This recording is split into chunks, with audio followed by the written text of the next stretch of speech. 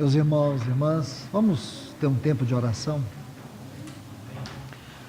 Senhor, nós queremos entregar esse período em Tuas mãos, sob a direção do Teu Espírito, para que o Senhor tenha toda a liberdade entre nós, para que o Senhor possa verdadeiramente derramar aquilo que o Senhor anela sobre nossas vidas, que é a Tua palavra, Senhor. Carecemos dela, Senhor. Pai, em nome do Teu Filho Jesus, nos aquiete debaixo da Tua voz. Em nome de Jesus. Amém. Meus amados, nós vamos para esse último período, onde estamos estudando sobre o governo de Deus sobre a sua casa, baseado na 19ª estação da peregrinação do povo de Israel pelo deserto, que é Quelata. Então não carece de explicações sobre essa estação, o contexto, que encontramos ali em Números capítulo 16, aquela rebelião de Datã, de Coré, Datã e Abirão, contra a autoridade de Deus por meio de Moisés e Arão. Então eu creio que todo esse cenário já está bem claro na nossa mente. A palavra Quelata nos traz a ideia de uma assembleia confusa, uma assembleia em convulsão.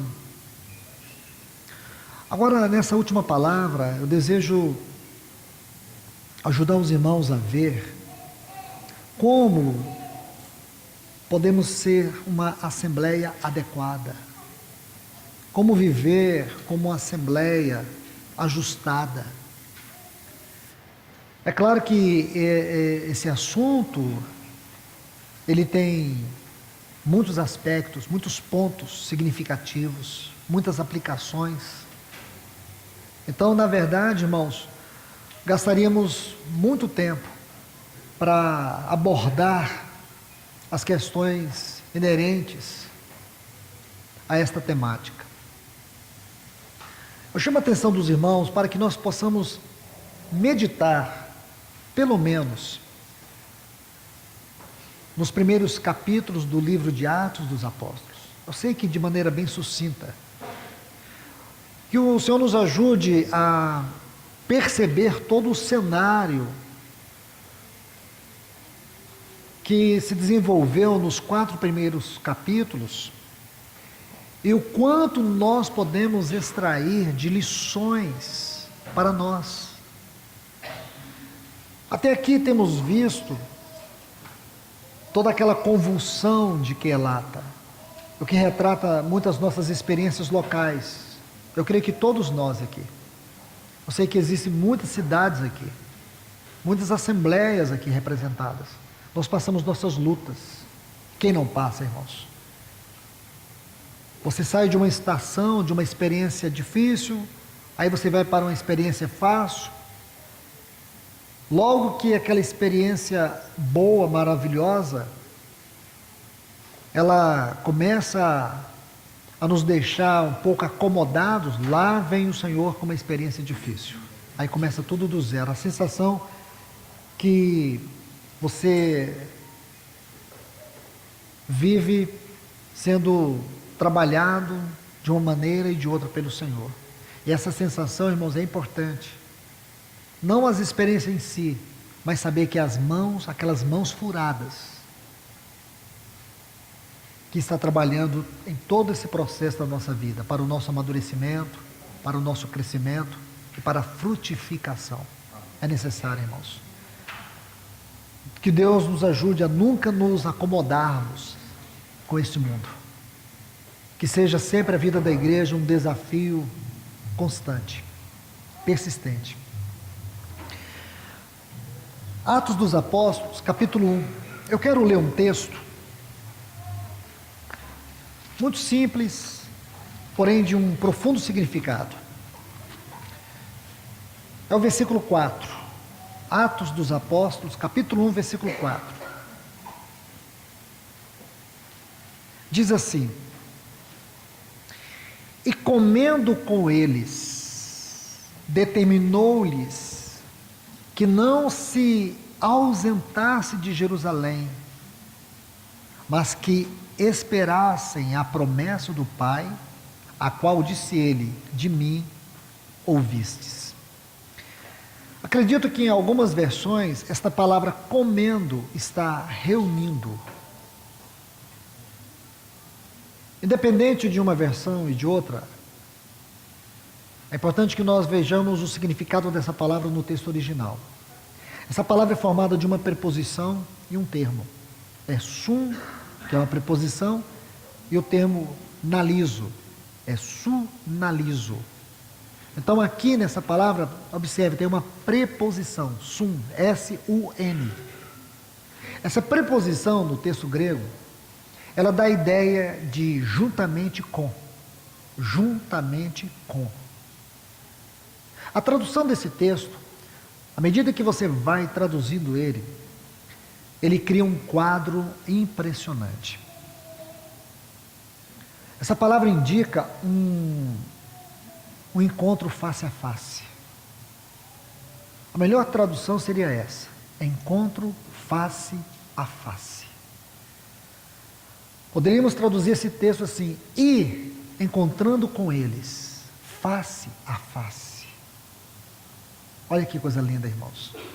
Que palavra preciosa que os tradutores não conseguiram, ou não podemos aqui exigir isso deles, já fizeram um trabalho maravilhoso. Porém, se você traduz esse texto conforme está no original, ele cria uma amplitude que impressiona o nosso coração. E encontrando com eles face a face.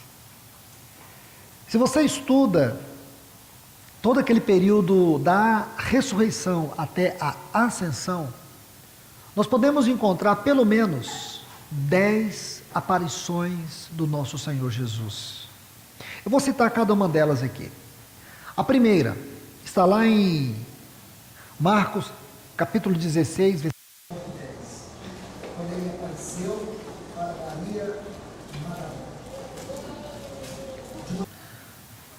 Durante esse período de 40 dias, entre a ressurreição e a ascensão, nosso Senhor, ele apareceu pelo menos 10 vezes, é o que nós sabemos. A primeira vez o Senhor apareceu para Maria Madalena bem cedo. Está em Marcos, capítulo 16, versículos 9 e 10. A segunda vez está registrada em Mateus, capítulo 28, os versículos também 9 e 10, aquelas demais mulheres. A terceira aparição do Senhor foi para aqueles discípulos no caminho de Emaús, em Marcos capítulo 16, versículos 12 e 13, e também Lucas capítulo 24, versículo 13 até o 32. Há uma quarta aparição do Senhor que foi a Pedro, em Lucas capítulo 24 e o versículo 34. A quinta aparição do Senhor foi para os 11 discípulos. Isso está registrado em Marcos capítulo 16, versículo 14, Lucas capítulo 24, versículos 36 até o 43, e também João, no capítulo 20, versículos 19 até 23. Naquela noite, Tomé não estava presente. Então temos que colocar aqui uma correção. Tomé não estava presente. Depois, em João 20, os versículos 26 até 31, aí sim, Tomé estava presente. Essa é a sexta aparição do Senhor. A sétima está em Mateus, capítulo 21. Nosso Senhor, ele aparece a 7 dos seus discípulos. Aí tem uma oitava, lá na Galileia, ele aparece aos 11, possivelmente a uma grande multidão de 500 pessoas. Em Mateus capítulo 28, versículos 16 a 20. A nona aparição foi uma aparição muito especial a Tiago. Está em 1 Coríntios, no capítulo 15, o versículo 7. E por último, a 10ª, é uma aparição do Senhor no final, ali na sua ascensão, em Marcos, capítulo 16, versículo 19, Lucas 24, versículo 44 a 53, e Atos dos Apóstolos, capítulo 1, versículo 3. Irmãos, isso aqui é apenas um quadro, nós não podemos ser dogmáticos, mas possivelmente tenha sido estas, se tiver alguma outra, alguém quiser relacionar, amém. Mas estas são as aparições do nosso Senhor naquele período de 40 dias. E quando você lê esse versículo 4 de Efésios capítulo 1, a ideia é que esses encontros, eles foram íntimos. Talvez do ponto de vista da espiritualidade, com relação a cada uma dessas pessoas, teve um impacto mais profundo do que durante aqueles 3 anos e 6 meses que o Senhor Jesus andou entre eles. Existe uma questão muito interessante para nós estudarmos, o relacionamento de Jesus com as multidões e com os seus discípulos. Se você estudar os 4 evangelhos, vocês verão que a expressão multidões vai ocorrer com muita frequência. Você vai ver as multidões seguindo o Senhor, você vai ver o Senhor tendo compaixão das multidões. Ele olhou para ela e disse: é como ovelha que não tem pastor. Você vai ver a multidão seguindo Jesus por causa dos milagres, por causa do pão. Aquela multidão também, ou as multidões, elas são vistas em outras situações, como por exemplo, quando o Senhor entra em Jerusalém, em Mateus 21, a multidão recebeu em festa. E depois você vai ver também uma grande multidão absorvendo Barrabás e condenando o nosso Senhor Jesus. Possivelmente muitos daqueles que absorviam a Barrabás e condenavam o Senhor fossem pessoas que ele tivesse curado, mas eram multidão. Nos evangelhos existe uma clara distinção entre multidão e discípulos. Porque o objetivo do Senhor não era as multidões. O objetivo do Senhor era os seus discípulos. Eram homens nos quais ele pudesse formar o seu caráter neles. Homens que respondessem a um chamado, a uma responsabilidade. E a igreja primitiva, ela não foi formada da multidão, ela foi formada dos discípulos. Por isso essas aparições do Senhor, nesses 40 dias, elas constituíram o seu trabalho para formar aquela primeira igreja, a igreja primitiva, a igreja de Atos dos Apóstolos, em Jerusalém. E a partir daquela igreja, nós vemos a expansão do evangelho por muitas regiões. Jerusalém, Judéia, Samaria e os confins da terra. Até chegar a nós aqui. Isso é muito importante, irmãos. Isso é didático. Há muita instrução do Senhor aqui para a nossa correção. Há muito daquilo que o Senhor deseja falar para servir como um farol. Em que sentido? Quando nós nos perdermos, nós podemos voltar. Todas as vezes que nós nos afastamos da doutrina, da prática, daquilo que é a vida da igreja do Senhor, segundo o seu pensamento, nós podemos voltar. Nós podemos refletir e dizer: é aqui que erramos. Então nós podemos retornar e pedir que o Senhor nos restaure. Quando você estuda toda essa experiência aqui, você vai ver que a obra do Senhor na vida dos seus discípulos, ela foi caracterizada por 2 coisas muito importantes. Aquilo que nós chamamos promessa do Pai, promessa do Filho. Eu creio que esse assunto eu até já falei aqui entre os irmãos. Promessa do Pai, aquele que está em Lucas, capítulo 24, versículo 49, que é o Espírito de vida. Lucas 24, 49. Quando o Pai, o Senhor Jesus, ele manifesta a promessa do Pai. Vamos ler esse texto. Vamos ver porque é importante. Eu sei que é repetitivo, mas a repetição é a quinta essência do ensino. Então nunca é demais repetir. Lucas 24, 49.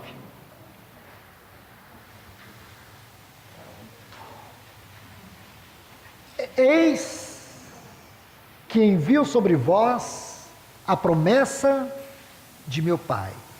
Permanecei na cidade até que do alto sejais revestidos de poder.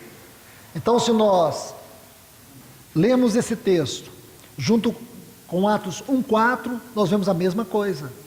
Jesus vai ressaltar aquilo que ele havia dito lá em Lucas 24, 49, que é o texto que acabamos de ler. Permanecei em Jerusalém, até que do alto sejais revestidos de poder. Quando você estuda a palavra poder no livro de Atos dos Apóstolos, tem a ver com capacitação. Capacitação. É justamente isso que nós vamos perceber. E essa capacitação tinha a ver com a transformação do caráter deles. Uma coisa muito linda, irmãos, que nós vamos ver no livro de Atos, é que esse poder transformou o caráter deles. O exemplo é Pedro. Quem era Pedro? Um discípulo vacilante, inconstante, falastrão, desequilibrado, uma pessoa não confiável. Então, irmãos, não estou aqui maculando o testemunho de Pedro, não, mas ele era isso mesmo. Mas o Espírito Santo entrou com poder, transformou o caráter dele. E essa transformação do caráter na vida de Pedro é o que nós podemos ver nessa promessa do Pai. Não existe, irmãos, uma conversão sem a obra do Espírito Santo. Pessoas diziam assim: irmãos, eu sempre fui assim, eu sempre vou ser assim, eu vou morrer assim. Ah, é? Isso não é conversão. É conversão psicológica, religiosa, não conversão genuína, novo nascimento, regeneração. Conversão é sim transformação de caráter. Quando o Espírito Santo vem, o seu poder nos transforma. A velha natureza está aqui, latente, gritante. Você sabe que ela está aqui, você não confia nela. Até porque ela não converte. Mas graças a Deus, irmãos, o Espírito está aqui para nos convencer do pecado, da justiça, do juízo. Dessa história, que eu sou uma pessoa cheia do Espírito Santo, na reunião à noite, mas durante o dia, um fracasso espiritual. Isso não é vida cristã, irmãos. Isso é dissimulação religiosa. É um espírito de engano que está lá no coração dessa pessoa. Vida cristã é ascensional. Quer dizer que eu não vou pecar, não vou falhar? Você vai, mas o pecado não será mais o seu prazer. Pelo contrário, o pecado vai sempre tirar o seu prazer.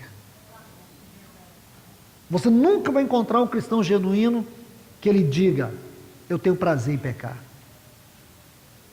Quando um cristão nascido de novo, que experimentou verdadeiramente a habitação do Espírito, o pecado não vai ser o Senhor da vida dele jamais. Não precisa você nem ficar dizendo para o irmão: conhece o Senhor, porque todos me conhecerão, diz o Senhor. Quem governa e apacenta a igreja, irmãos, é o Espírito Santo. Ele usa os seus meios, suas ferramentas. Então nós precisamos ficar preocupados com a espiritualidade de ninguém. Porque eu digo para vocês, um cristão que tem o Espírito Santo dentro da vida dele, o Espírito Santo o guiará em toda a verdade. Vida aqui e poder. Então, poder nesse primeiro ponto, transformação de caráter. Porque Deus não usa um vaso sujo. Deus não usa um vaso contaminado. E por isso e para isso nós temos duas coisas importantes para tratar com a nossa velha natureza. A posição que Cristo ocupa como nosso sumo sacerdote, agora sentado no trono da glória, e o poder eficaz do seu sangue que nos limpa de toda iniquidade. O Espírito Santo comunica isso de maneira substancial, verdadeira, com realidade. Então você não tem como permanecer numa lama de pecado. Se você realmente peca ou falha, se existe algum pecado usual, se existe algum pecado que você trata como ídolo no seu coração, pode ter certeza, o Espírito Santo está expondo ele na sua vida. E muitos dos fracassos que nós experimentamos é por causa desses ídolos que nós ocultamos naqueles porões escuros do nosso coração. O Espírito Santo não desiste. E você não pode brincar com esse ídolo, porque ele pode te destruir. Aquilo que você não destruir é o que vai te destruir. É a experiência de Saul com os amalequitas. Lembra? Que Saul não matou os amalequitas, que preservou o melhor dos amalequitas. Deus disse para ele exterminar, e ele não exterminou, porque os amalequitas significa a carne. E quem foi que matou Saul? Um amalequita. Davi perguntou: quem és tu? Ele disse: eu sou um amalequita. Quando ele disse que matou Saul. O pecado que nós não tratarmos, não levarmos diante do Senhor, e não pedir que o Espírito Santo nos convença dele, esse pecado que macula o nosso caráter espiritual, você pode ter certeza, se você não permitir que o Senhor destrua, ele te destruirá. Então não permita isso, irmãos. Clame ao Senhor hoje, antes de você sair desse lugar. Me ajude, me revista com o teu poder, transforme o meu caráter. Amém? Então vamos avançar. Aí em João capítulo 14, o versículo 16, aqui nós temos a promessa do Filho.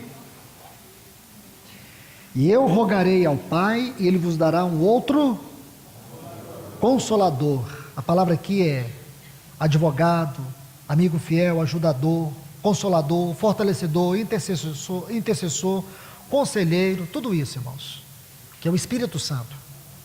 A fim, o sentido é, qual o propósito desse amigo fiel, desse advogado, desse paracleto, que esteja para sempre convosco.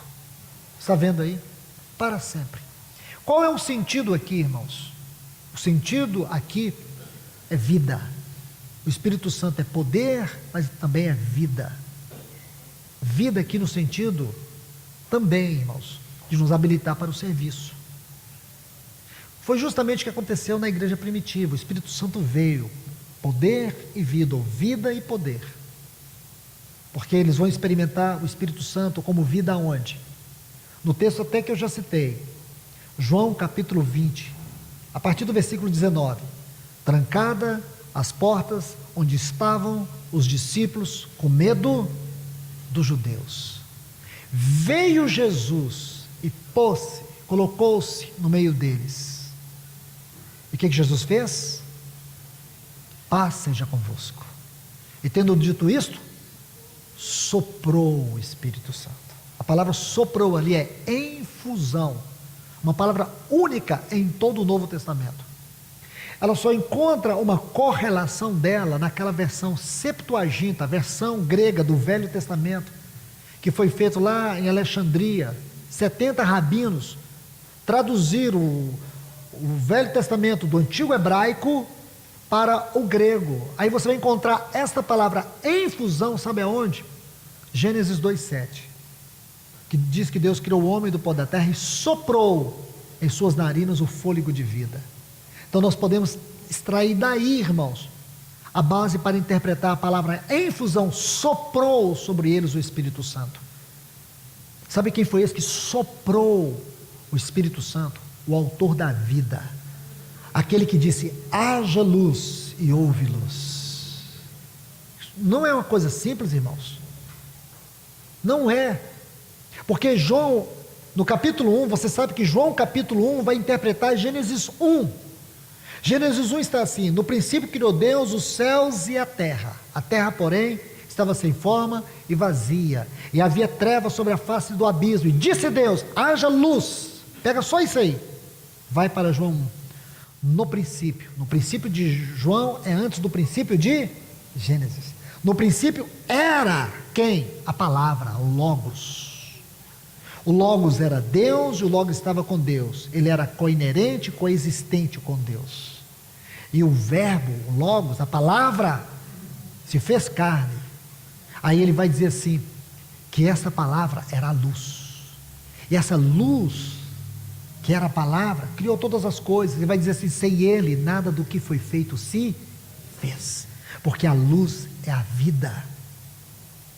Então, se você toma João 1, você vai interpretar esses textos, você vai imaginar, meu Deus. Aí, se você quiser adicionar textos, é só pegar Hebreus capítulo 1. Você vai ver que aqui em Hebreus ele vai dar uma outra conotação à palavra. Havendo Deus outrora nos falado por meio aos pais, por meio dos profetas, hoje ele nos fala por meio do Filho. A quem constituiu o quê? Herdeiro de todas as coisas. E o que mais? Porque este Filho que é o herdeiro de todas as coisas, ele sustenta todas as coisas pela palavra do seu poder. Ele é o Criador, ele é o sustentador. Esse que é o Criador, é o sustentador, ele chega para aqueles discípulos e diz, sopra o Espírito. E diz, recebei o Espírito Santo. Aqui o Espírito entrou como vida. Então, cada encontro desse, irmãos, se nós fôssemos detalhar, extrairíamos lições preciosíssimas. Agora, os discípulos, aquele Espírito entrou na vida deles. Aí o nosso Senhor continua visitando eles, tendo visitas face a face. Eles permanecem em Jerusalém. Agora o Espírito, como poder, desce sobre eles em Atos dos Apóstolos, capítulo 2. E aqui eu quero mostrar pelo menos 3 coisas que evidenciavam ou evidenciaram essa habitação, essa experiência. 3 coisas que caracterizaram a igreja primitiva nos seus primeiros dias. 3 coisas, irmãos, que precisam nos perscrutar diariamente. 3 coisas que nós podemos chamar assim como partes de um farol. Quando o navio está vindo em alto mar, tem aquele farol que vai guiando ele. Assim, irmãos, nós podemos chamar esses 3 pontos de um farol para nós. Nos perscruta, para a gente ir aos pés do Senhor em oração e dizer, Senhor, o que está acontecendo? Ajuda-nos. Livro de Atos dos Apóstolos. Sempre temos que voltar a este livro. Então deixe-me mostrar 3 coisas que caracterizaram a vida da igreja naqueles momentos iniciais, que foram fundamentos da sua prática. A primeira, por favor, Atos capítulo 2, versículo 4. Diz assim, o Espírito Santo desceu, todos ficaram cheios do Espírito Santo e passaram a falar em outras línguas, segundo o Espírito lhes concedia que falassem. Irmãos, aqui tem uma palavrinha que é uma chave, que escancara esse texto para nós e tira dele qualquer dúvida ou qualquer má interpretação. Essa expressão, falassem. Se você buscar essa palavra no texto original, é profetegomai. É uma expressão, eu fico falando isso, irmãos, mas não é snob, não. É só para vocês entenderem. Eu vou traduzir essa palavra. O sentido dela aqui é falar de maneira aberta, com ousadia. Não é um termo qualquer, não, irmãos.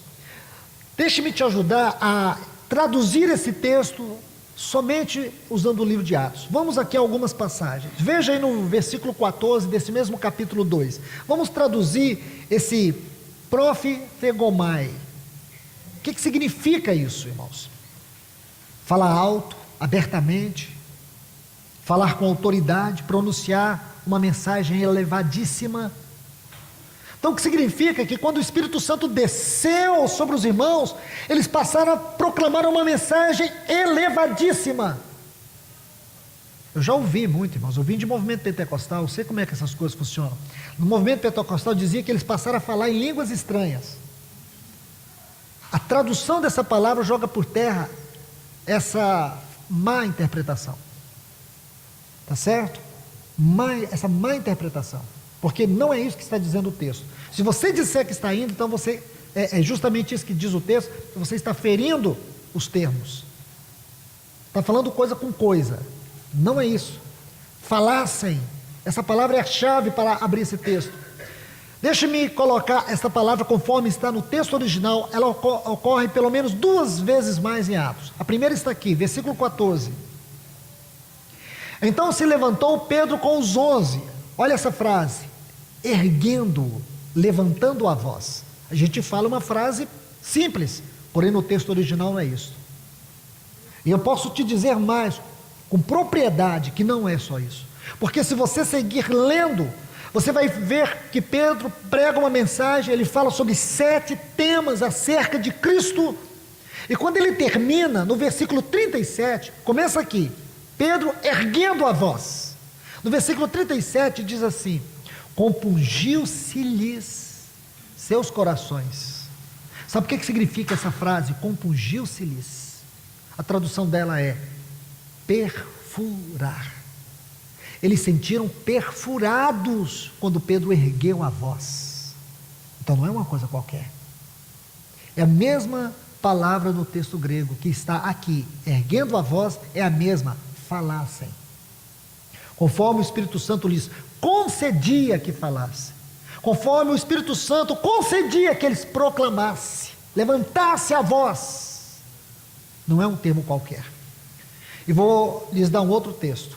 Atos, capítulo 26. Versículo 25. Faço questão que todos nós contemplemos esse texto. Por causa de um ponto singular que tem aqui.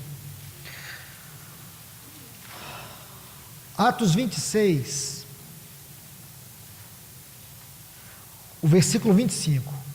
Paulo, porém, respondeu: não estou louco, ó excelentíssimo Festo. Pelo contrário, olha o que ele diz: digo palavras de verdade. Uma frase simples, porém no texto original não é. No texto original, Paulo está dizendo: eu digo palavras contundentes, eu digo palavras solenes, eu digo palavras que perfuram.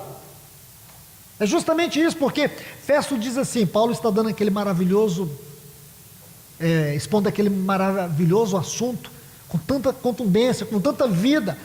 Aí está assim, versículo 24, dizendo ele essas coisas em sua defesa, Festo o interrompeu em alta voz. Bom, Festo colocou aqui, em alta voz.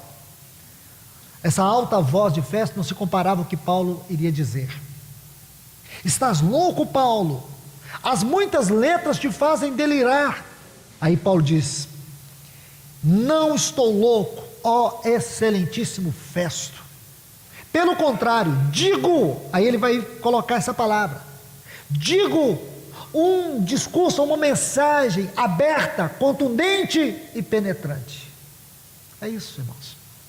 O que quer dizer que quando o Espírito Santo veio sobre a igreja, uma das fortes características é que aqueles irmãos passaram a ter uma mensagem poderosa, contundente, uma mensagem perfurante. Não era uma mensagem qualquer, não era um discurso qualquer. As pessoas ficavam espantadas quando ouviam aquelas mensagens. É o que chamamos, irmãos, o ensino de Cristo. Muitas vezes vocês vão ler, como por exemplo na conclusão do Sermão do Monte, em Mateus capítulo 7, quando termina o Sermão do Monte, diz assim: as multidões ficavam maravilhadas com a sua doutrina. Essa expressão maravilhadas é uma infeliz tradução do texto original. A palavra ali é arrancar com uma pancada. É esta palavra que está ali traduzido. Arrancar com uma pancada. A tradução Reina Valera em português chega muito próximo do original. Diz que as multidões ficavam atônitas, espantadas, assustadas com a sua doutrina. Em Marcos capítulo 1 diz isso mesmo, que as multidões ficavam assustadas, porque Jesus não ensinava como ensinavam os escribas. Algo novo aconteceu no mundo, irmãos. O Espírito Santo desceu na igreja, e aquelas testemunhas, lembra? Jesus dizia em Atos 1:8, e recebereis poder ao descer sobre vós o Espírito Santo, e sereis minhas testemunhas. O que significa que uma das razões pela qual o Espírito Santo desceu na vida da igreja, para que a igreja se tornasse testemunhas de Cristo. A tradução desta palavra testemunhas é produtores de provas. O que significa isso, irmãos? Numa interpretação mais coerente. O Espírito Santo, quando desceu na igreja, aqueles cristãos, eles se tornaram testemunhas vivas que Cristo estava vivo, que Ele estava no trono. Eles se tornaram um testemunho vivo de tudo aquilo que Cristo ensinou. Podemos dizer assim, a igreja de Atos dos Apóstolos era uma continuidade dos ensinos, da vida e da obra de Cristo Jesus. Era isso. Hoje, irmãos, nós não podemos ser diferente. Nós precisamos entender que somos a continuidade da obra de Cristo, da pessoa de Cristo, dos ensinos de Cristo. Nada menos do que isso. Nós temos que ter consciência disso. Se nós perdermos essa consciência, nós perdemos tudo. Vamos ser como uma multidão. Eu creio que só isso pode nos caracterizar como discípulos. Só isso pode nos arrancar de uma multidão de religiosos e seguidores, que não devem nada, irmãos. Preferiram Barrabás, que não vão suportar provas. Eu conversava com alguns irmãos que têm cargo do Senhor pela sua casa, e alguns dizem assim, nesses dias que eu estive aqui com vocês, realmente, irmão, há muitos momentos que dá vontade de você abandonar tudo. E sabe por que esses irmãos não abandonam? Porque não tem como mais abandonar. Entende? Não tem como mais abandonar. Nós não temos plano B. Não tem plano B, não tem saída. Não tem como. Como disse Jeremias, só de pensar em não falar o teu nome, um fogo queima dentro de mim. Então, meus irmãos, aqui está um farol para nós. O que nós precisamos buscar nesse tempo? É que o Senhor restaure em nós essa vida, esse poder da sua palavra, porque o mundo está em trevas, as pessoas estão caminhando a passos largos para o inferno. Nós vivemos em uma sociedade tomada por convulsões, por transtornos de ansiedade. Nós somos um dos países mais depressivos do mundo, um dos países mais depressivos e ansiosos do mundo. Nós somos um país onde o número de suicídio de crianças e adolescentes é algo assustador.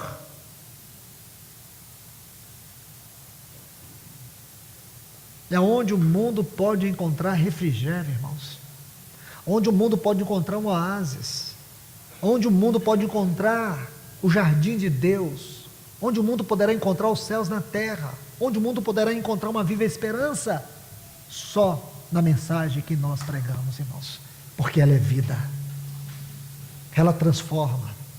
Ela quebra grilhões. Ela liberta os cativos, os oprimidos. Ela restaura as pessoas. Nós temos uma riqueza.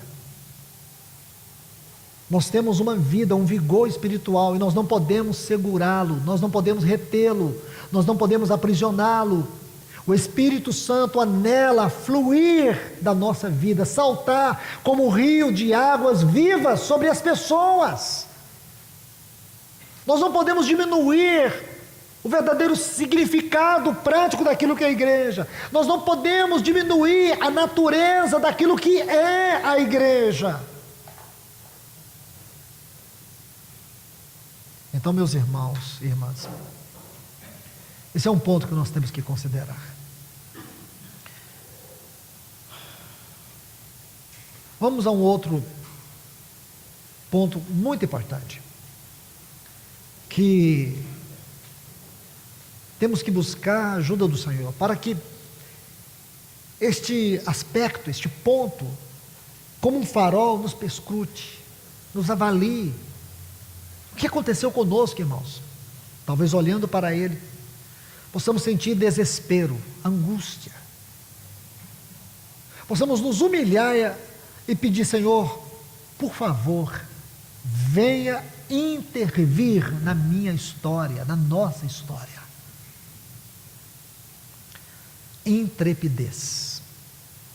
Primeiro você vê o peso, o impacto da palavra na vida deles, e o texto vai dizer assim: e todos ficaram cheios do Espírito Santo e passaram a falar em outras línguas, ponto, conforme o Espírito Santo lhes concedia que falassem. Está vendo aqui? Tem gente até que chama isso de línguas estranhas. Sabia que essa palavra estranha só existe na nossa mente? Estranha é sinônimo de esquisito, confuso. O Espírito Santo não é de confusão. A obra do Espírito Santo não é obra esquisita. A obra do Espírito Santo é vida, é poder, é gozo, é alegria, é paz. Tá certo, irmãos? Então não acrescente, porque a gente fala com uma coisa e lê com a mente. A gente lê ali, e todos passaram a falar em outras línguas estranhas. Não tem estranhas, ok? As coisas de Deus não é estranho, é claro. E o que for mistério, Ele revela. E os segredos do Senhor é para aqueles que têm intimidade com Ele. Segundo o Espírito Santo lhes concedia que falasse, você vai ver aqui, todos que ficaram cheios, tiveram este impacto. Consequentemente, eles passaram a ter uma mensagem, a ter uma palavra, cada um na sua medida. Meu irmão e minha irmã, cada um na sua medida. Não comece a se desesperar, não comece a se acusar, porque talvez você olhe para você e diga: mas eu não sou uma pessoa assim de sair falando para todo mundo.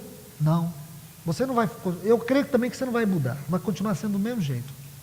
Essa voz mansa, essa pessoa que mal abre a boca. A questão é quando você abrir a boca, é quando o Senhor te colocar e você dá meia dúzia de palavras, é quando lá no seu trabalho você apenas dizer uma frase, ela vai ser uma espada inflamada, que vai penetrar em muitos corações. Não se acomode, creia que existe vida e poder do Espírito no teu coração. Peça ao Senhor que te dê muitas oportunidades, e você vai ver quanta vida vai fluir de você. Intrepidez é um outro ponto muito importante. Vamos ler alguns textos. No capítulo 4, o versículo 13, diz assim, Atos capítulo 4, versículo 13: Ao verem a intrepidez de Pedro e João, sabendo que eram homens iletrados, incultos, admiraram-se, reconheceram que haviam eles estado com Jesus. Antes de ler os outros textos, permita-me apenas interpretar essa palavra intrepidez. Essa palavra fala de um entusiasmo, de uma coragem entusiástica, audácia, segurança. Lindo isso, irmãos. Quando aqueles homens foram cheios do Espírito Santo, o Espírito Santo desceu sobre eles. Essa foi uma característica visível: coragem. Eles não eram tímidos, eles tinham ousadia. É isso que nos falta. Como eu disse há pouco, você não vai mudar o tom da sua voz, você não vai sair pipocando em tudo quanto é lugar. Não. O que vai haver na sua vida é isso aqui. Essas duas coisas conjugadas. Vai haver essa intrepidez e essa palavra firme. Essa palavra que é como uma espada. Essa palavra perfurante. Essa palavra que ela não volta vazia. Essa palavra que é como um pão. Lembra? Eclesiastes 11. Lança o teu pão sobre as águas. Depois de muitos dias o acharás. Então essa palavra que ela vai, porém ela não volta vazia. E aqui você vai ver intrepidez, essa coragem. O que aconteceu com eles? Essas pessoas ficaram olhando para estes homens, Pedro e João, homens simples, homens incultos, mas havia algo neles. Porém eles perceberam que esse algo neles era resultado de uma outra coisa. E qual era? Eles haviam estado com Jesus. Irmãos, será que nós temos nos encontrado com o nosso Senhor?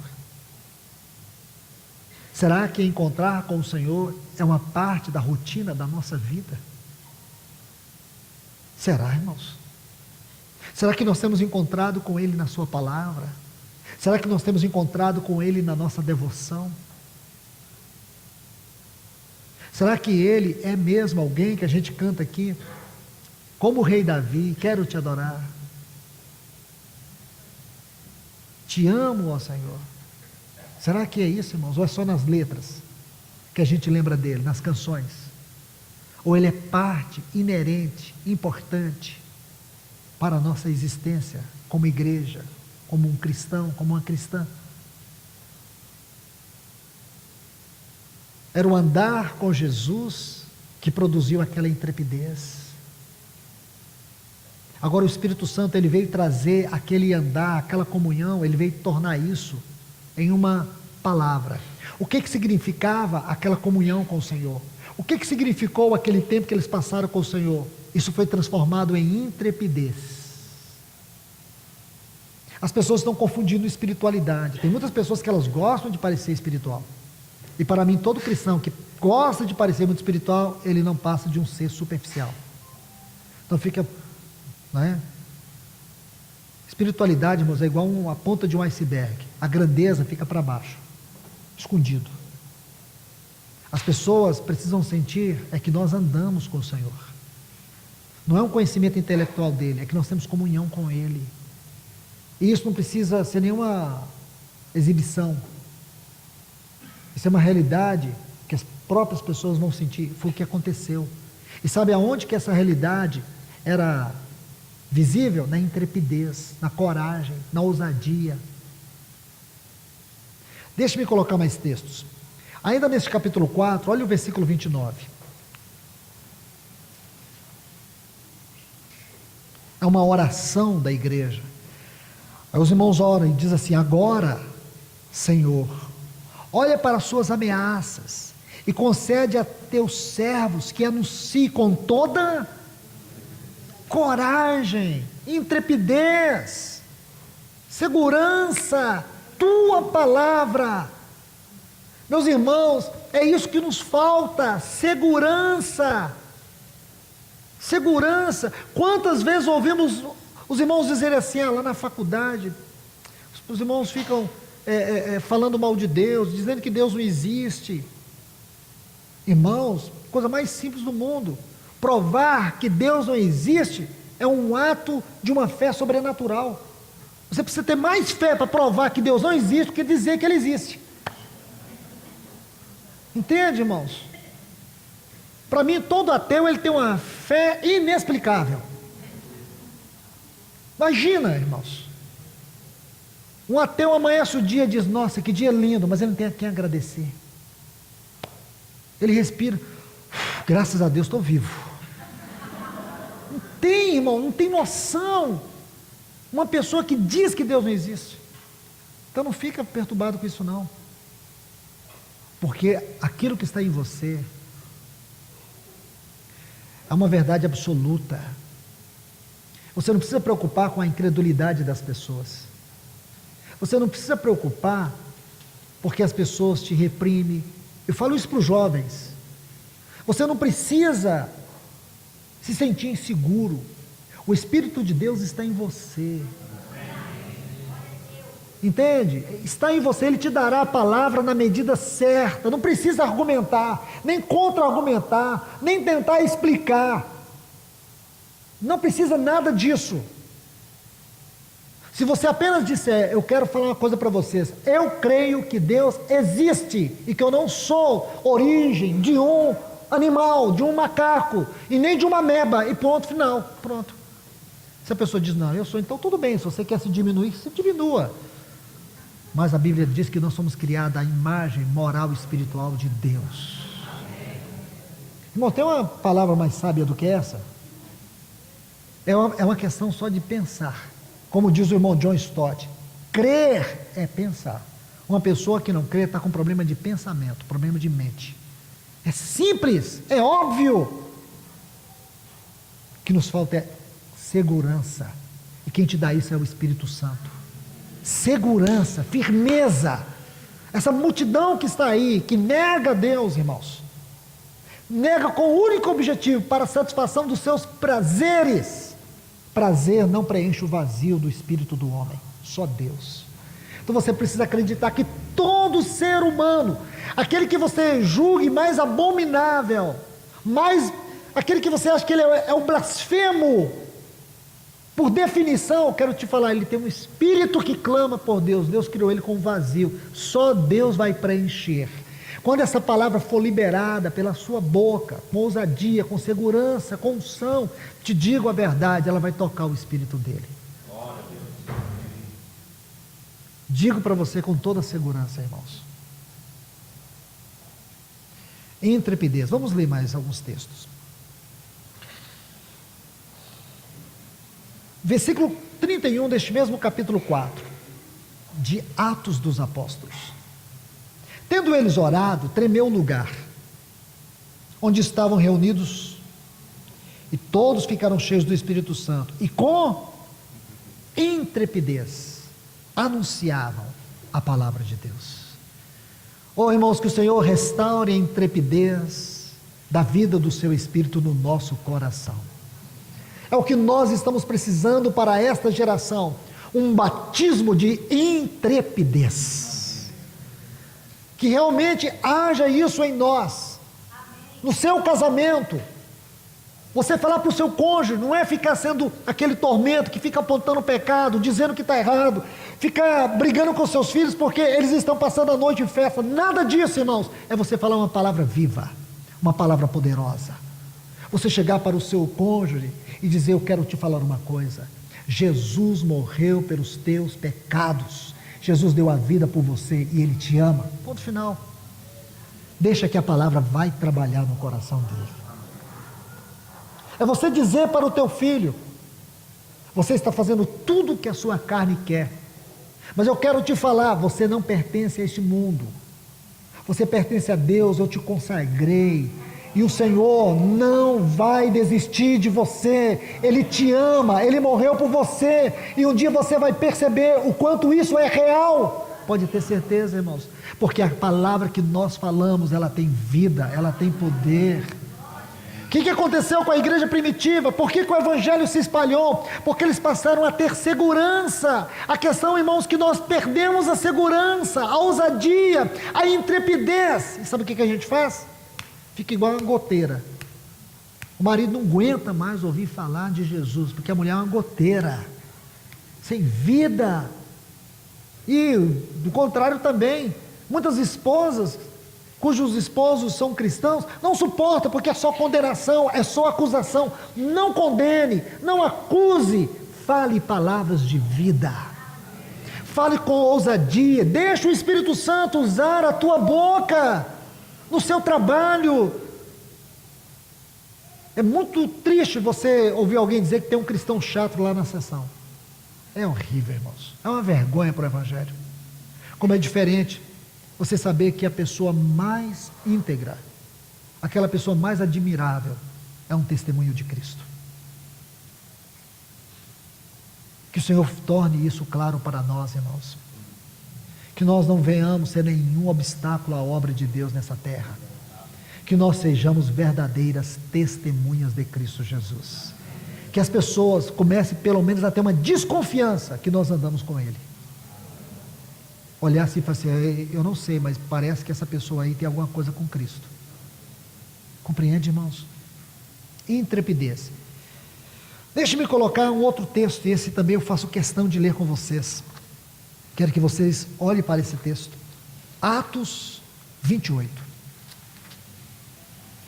Atos 28, 31. Observe esse texto, com muito cuidado. Pregando o reino de Deus e com toda intrepidez, sem impedimento algum, ensinava as coisas referentes ao Senhor Jesus Cristo. Amém? E o que você percebe aqui, irmãos, nesse texto? Olhe para ele, eu vou dar alguns segundos para vocês, olhar para esse texto. O que vocês conseguem perceber de espantoso nesse texto? Olhe para ele. O que vocês conseguem perceber? Uma coisa que eu chamaria o cúmulo do óbvio. É o último versículo de Atos, não é? Acho que essa é a coisa mais óbvia que tem, não é? E é por ele ser o último versículo de Atos é que me chama a atenção. Olha como encerra os escritos aqui, pregando o reino de Deus com toda intrepidez. Irmãos, é o último texto que descreve como era a vida naquele tempo, como era a igreja em Atos. Vamos pensar dessa forma. Vamos pensar que era esta a vida da igreja. E quando a gente olha para nós aqui, irmãos, o que a gente vê? Uma lacuna. Perdemos a intrepidez. Assim termina o livro de Atos, naquele tempo, pregando o reino de Deus com toda intrepidez. E hoje nós pregamos o reino de Deus com toda intrepidez. Ai, irmãos, parece que ficou um vazio entre nós esse texto.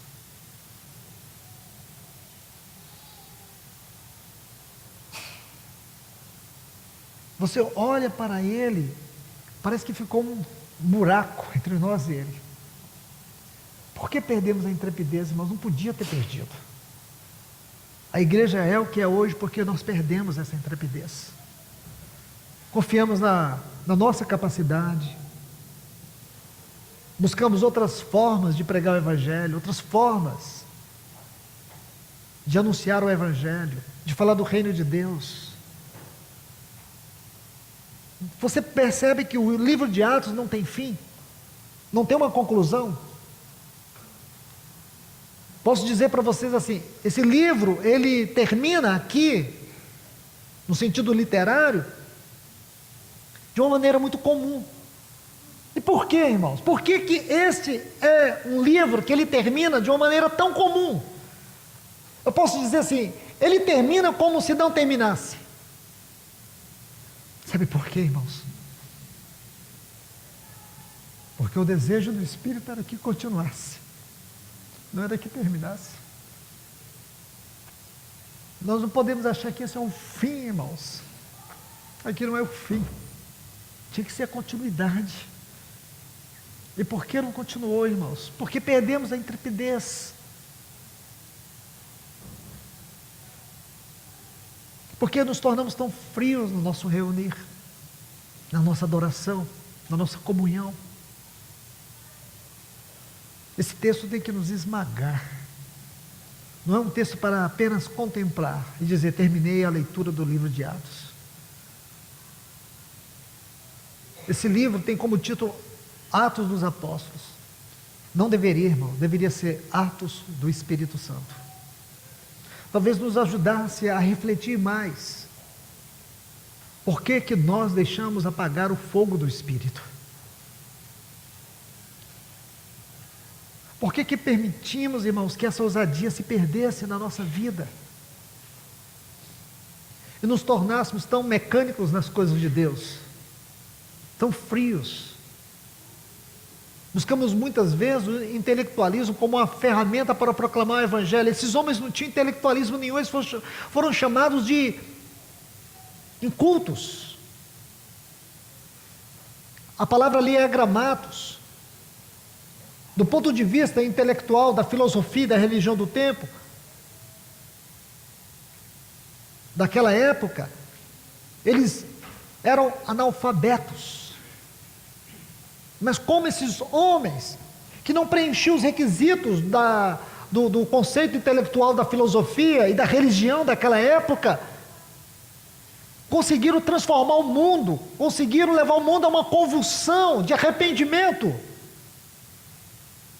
conseguiram espalhar a mensagem de Cristo, conseguiram pregar o reino de Deus,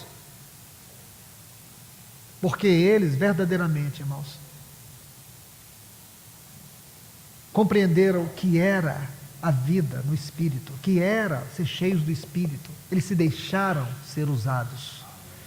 Irmãos, que nós venhamos dizer para o Senhor: Senhor, eu quero me deixar ser usado por Ti.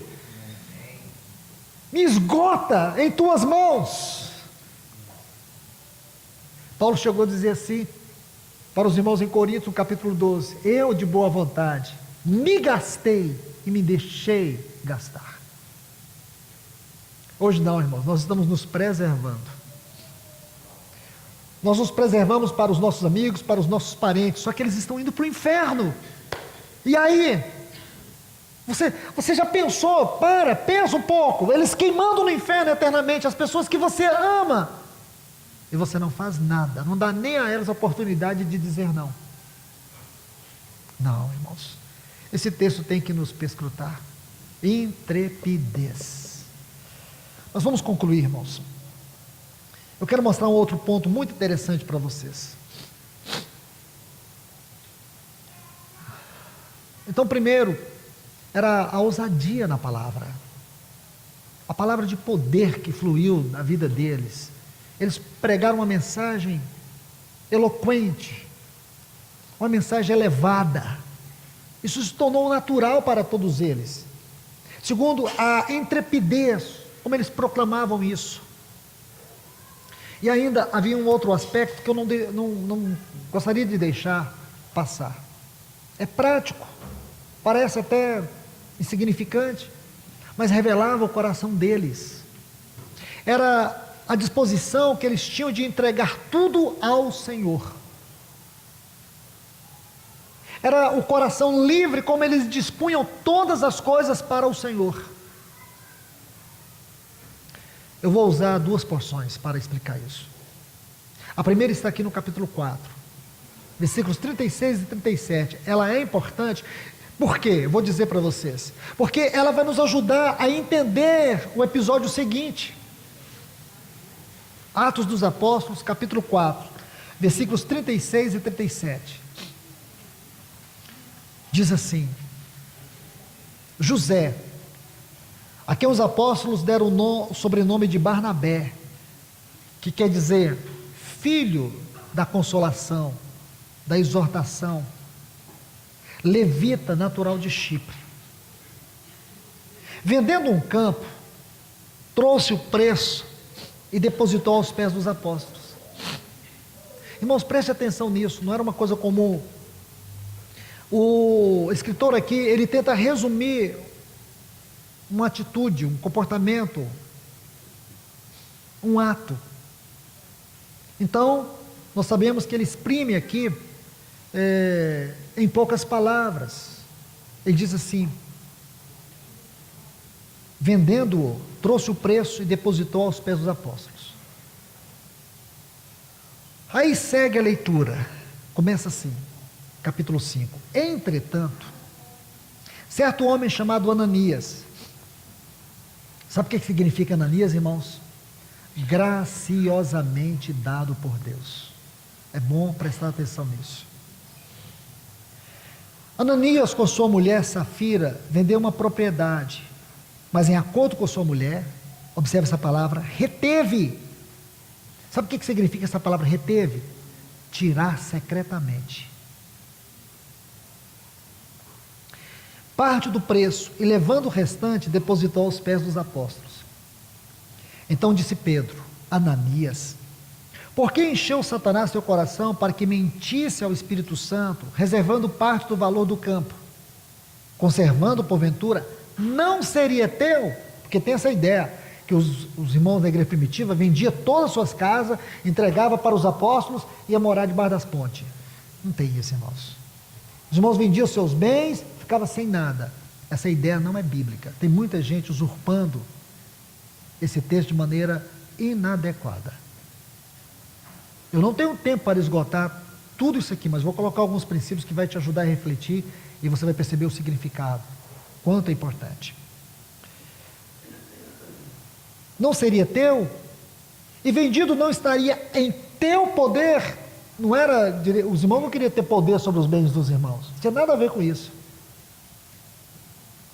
Como, pois, assentaste no teu coração este desígnio? Não mentistes a homem, mas a Deus. Ouvindo essas palavras, Ananias caiu e expirou, sobrevindo grande temor àquela assembleia. Então vamos colocar alguns pontos para a gente concluir. Irmãos, a vida do Espírito que governava a igreja primitiva impactou eles em todos os sentidos. Nós vimos dois aspectos espirituais, podemos colocar assim. O impacto do Espírito, da habitação do Espírito, levou eles a proclamar uma mensagem de maneira elevada, de maneira contundente. Uma palavra que penetrava, ferindo o coração das pessoas, mas não no sentido de destruí-las, mas de transformá-las. Eles tinham intrepidez, ousadia para viver o Evangelho, para proclamar o Evangelho. Agora, no sentido, vamos colocar assim, no sentido material também, eles tiveram um grande impacto da habitação do Espírito. E aqui está um exemplo. Então, vou colocar assim para vocês: todos os nossos bens, todo o nosso dinheiro, tudo que nós oferecemos a Deus, tem um aspecto muito importante. Veja, tudo que você tem, todo o seu dinheiro, tudo, escute, nem tudo que nós entregamos ao Senhor está debaixo da sua inspiração, mas é importante nós saber que tudo está debaixo da sua supervisão.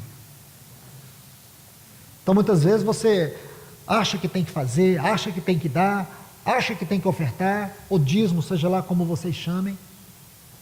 Quero te falar que muitas vezes nós falhamos, porque nem tudo está debaixo da inspiração de Deus, mas é importante nós saber que tudo está debaixo da sua supervisão. Tá certo? Ele está vendo. Esse é o primeiro ponto. O segundo ponto: nossa atitude em relação a dinheiro, a bens materiais, diante de Deus, na presença de Deus, revela duas coisas: se há sinceridade no nosso coração ou se há dissimulação. Muito sério isso, porque tudo isso que nós vamos ver aqui no episódio de Ananias e Safira, eles deram sem a inspiração de Deus, mas esqueceram da supervisão de Deus. Porque Deus não olha o quanto alguém dá, mas como dá. Certo? E não adianta você entregar algo para o Senhor se você não é a verdadeira oferta do Senhor. Porque muitas vezes nós achamos que compramos Deus com os nossos bens. Não. Deus não precisa do nosso dinheiro. Deus não precisa dos nossos bens. Ele pode fazer tudo sem nós.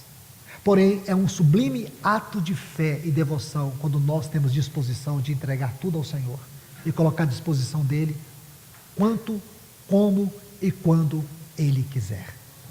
Isso é que é lindo. Isso havia na igreja primitiva.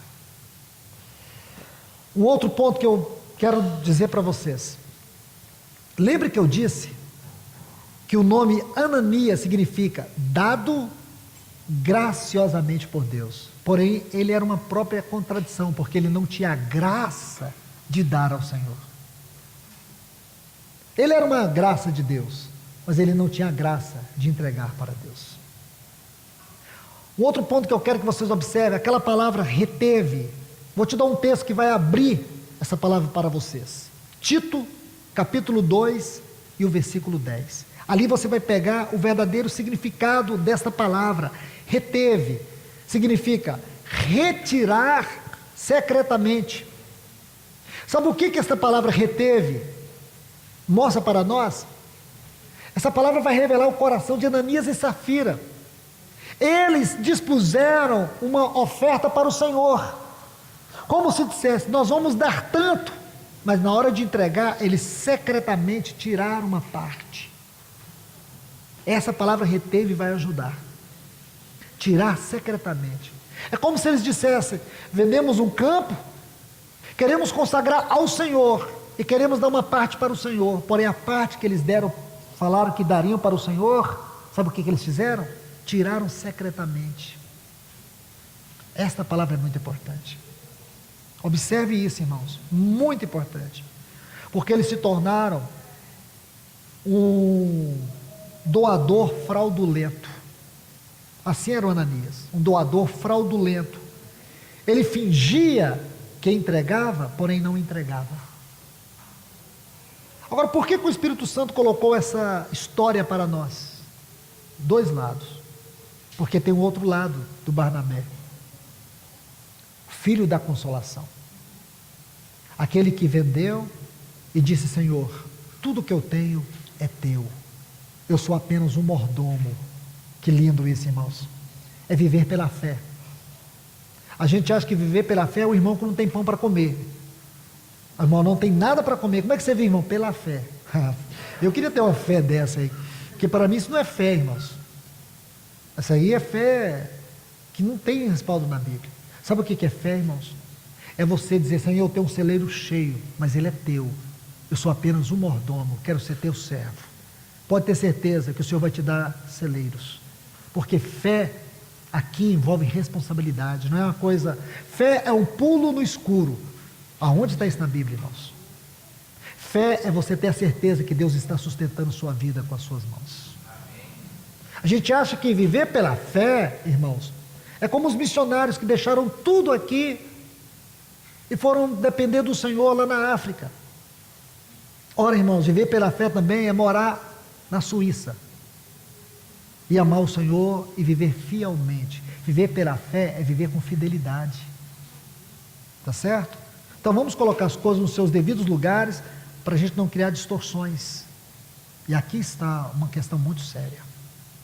Meus irmãos, eu sei que eu ultrapassei o horário, eu estou olhando ali, eu não sei que os irmãos não mudaram aquele relógio, mas se mudaram, eu me sinto muito culpado de passei. Mas me perdoem, irmãos. Que Deus vos abençoe ricamente. Amém? Que essa palavra sirva de ajuda para os irmãos. Que essa palavra seja um marco na experiência de cada um de nós, individual e congregacional. Que Deus vos abençoe. Senhor, nós te louvamos, nós te agradecemos. Obrigado por tudo, Senhor. Obrigado por esse tempo tão maravilhoso que o Senhor nos deu aqui. Te agradecemos por cada irmão, cada irmã.